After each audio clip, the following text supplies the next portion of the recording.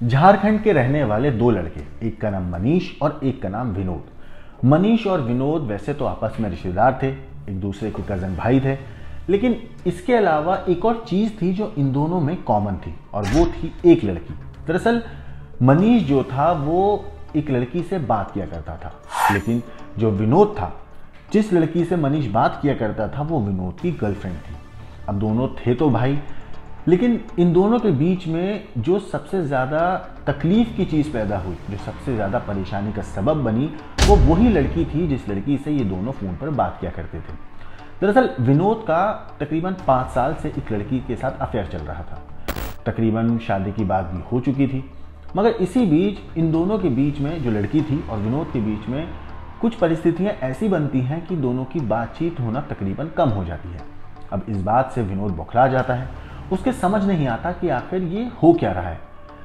मगर जब उसको इस पूरी बौखलाहट के पीछे की वजह पता चलती है, जब उसको लड़की की फ़ोन पर उससे बात ना करने, उसे इग्नोर करने के पीछे की वजह पता चलती है, तो वो भी गुस्से से आग बबूला हो जाता है। इसके बाद वो अपने भाई मनीष को मौत की नींद सुला देता है। हालांकि किसी को ये यकीन नहीं था कि युवक की हत्या उसके भाई ने की है। जानकारी पर पुलिस भी पहुंचती है, शव को कब्जे में लेकर पोस्टमार्टम करती है और उसके बाद घटना को लेकर जांच की जाती है।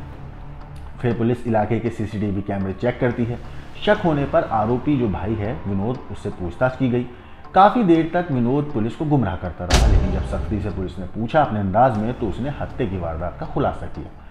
पुलिस ने आरोपी को गिरफ्तार करके जेल भेजा। हत्या की वारदात गोमिया के कथारा ओपी क्षेत्र के गांव झिरकी में हुई। मृतक का हत्यारा ममेरे फुफेरे भाई थे। दोनों फुफेरे भाई विनोद ने अपने ममेरे भाई मनीष की हत्या कर दी। पुलिस के मुताबिक विनोद का एक लड़की से बीते 5 साल से रिलेशन था। उनके बीच खूब बातचीत हुआ करती थी। दोनों की शादी भी तकरीबन तय हो चुकी थी। मगर कुछ दिनों से विनोद को लड़की पर शक होने लगा था। उससे लगता था कि वो किसी और से भी बात किया करती है। अब विनोद ने इसके बारे में जब पता लगाया तो उसे कुछ सबूत मिले, जिसे देखकर वो हैरान रह गया। विनोद को पता चला कि जिस लड़की से वो प्यार करता है और जिससे उसकी शादी होने वाली है, वो किसी और से नहीं बल्कि उसके ममेरे भाई मनीष से ही फ़ोन पर बात करती है। उन दोनों के बीच प्रेम प्रसंग की खबर से वो गुस्से में आ गया। इसके बाद उसने मनीष की, जो उसका कज़न था, उसकी हत्या का प्लान बना डाला। इस पूरे मामले पर पुलिस का कहना है, मीडिया रिपोर्ट्स के मुताबिक आरोपी विनोद ने मनीष की हत्या के लिए गोमिया जाकर लोहार से नुकीला टकुआ बनवाया।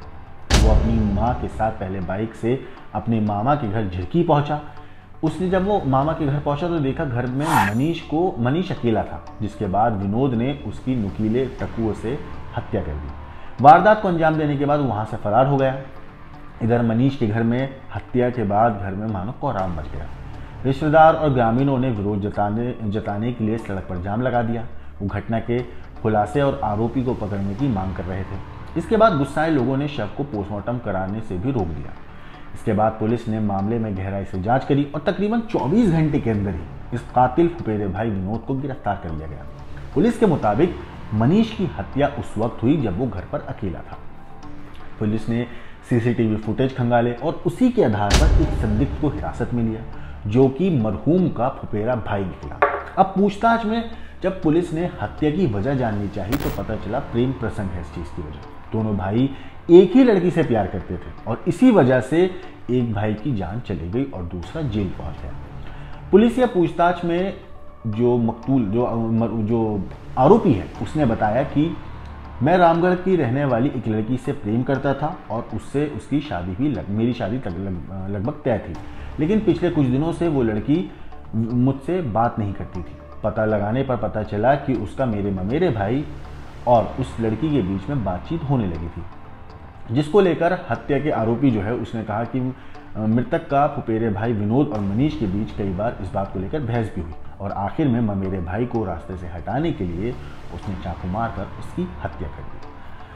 अब सोचिए कि दो भाई, दोनों कज़न, आपस में एक दूसरे से हर बात शेयर करते थे, दोनों एक दूसरे के काफ़ी क्लोज थे, लेकिन जब एक भाई को ये पता चला कि उसकी 5 साल की जो गर्लफ्रेंड है, जिससे उसकी शादी होने वाली है, जिससे वो प्यार करता है और जो लड़की उससे प्यार करने का दावा किया करती थी, अब वो उसको छोड़कर किसी और से फ़ोन पर बात करती है, किसी और के साथ उसका रिलेशनशिप स्टार्ट हो गया। हालांकि ये बात क्लियर नहीं थी कि जो मरहूम थे मनीष, उसका और उस लड़की के बीच में वाकई रिलेशनशिप बन चुका था या बन रहा था, एक दूसरे से प्यार करने लगे थे।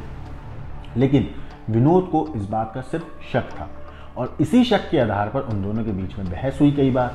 मनीष ने उम्मीद है कि समझाने की कोशिश करी होगी, लेकिन विनोद शायद नहीं समझा और चीज़ें जो हैं वो बिगड़ती चली गई और बिगड़ी भी उस हद तक कि विनोद एक कातिल बन गया और मनीष को अपनी जान गंवानी पड़ी। फिलहाल जो आरोपी है, जो भाई जिसने मनीष की हत्या करी, विनोद, वो पुलिस की हिरासत में है। पुलिस ने उसे गिरफ्तार करके जेल भेज दिया है। पुलिस इस मामले में तफ्तीश कर रही है, हर एंगल से जांच कर रही है और पता लगाने की कोशिश कर रही है कि आखिर इस पूरे मामले के पीछे क्या वजह से प्रेम प्रसंग ही था या कुछ और भी था। इस केस के ऊपर अगर कोई अपडेट आएगी तो हम आपको ज़रूर बताएंगे। लेकिन ज़रा सोचिए कि दो लोग आपस में, एक रिश्तेदार है, अपने आप को एक दूसरे से हर वक्त अच्छे बुरे वक्त में साथ भी दिया, बचपन से बड़े होने तक एक दूसरे को देखा भी, परिवार वाले जानते हैं, रिश्तेदार जानते हैं, अच्छे बुरे हंसी मजाक वाले दिन और बुराई के हर चीज़, हर वक्त में एक दूसरे को साथ भी दिया, सपोर्ट भी किया।